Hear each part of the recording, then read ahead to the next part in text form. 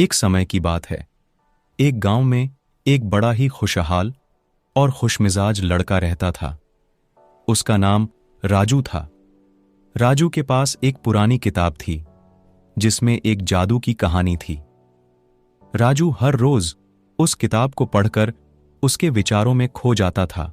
एक दिन राजू ने सोचा कि क्या यह सच है कि जादू वाकई में होता है। वह उसी किताब में लिखे जादू का प्रयोग करने का सोचा। उसने विश्वास किया कि वह जादू को सीख सकता है। राजू ने वहीं पढ़ी हुई कहानी ध्यान से पढ़ी और उसने उस जादू का प्रयोग करने का निर्णय किया।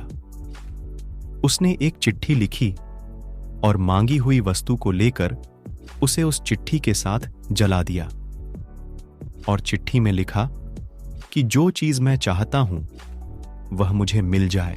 जैसे ही वह ताजमहल के पास पहुंचा, वहां उसने एक बड़ा संगमरमर का पत्थर देखा।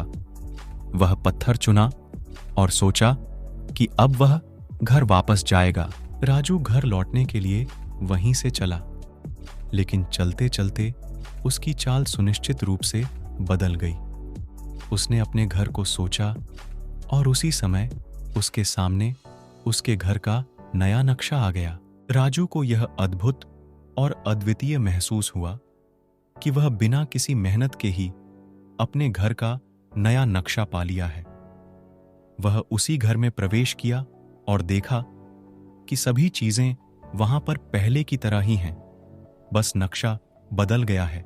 राजू को यह सीख मिली कि किसी भी काम को करने के लिए मेहनत और इच्छा की आवश्यकता होती है, जादू के लिए नहीं। वह उस किताब की कहानी को अपने जीवन का मार्गदर्शन मान लिया। So thank you guys. Video अच्छी लगी हो तो चैनल को लाइक एंड सब्सक्राइब करें।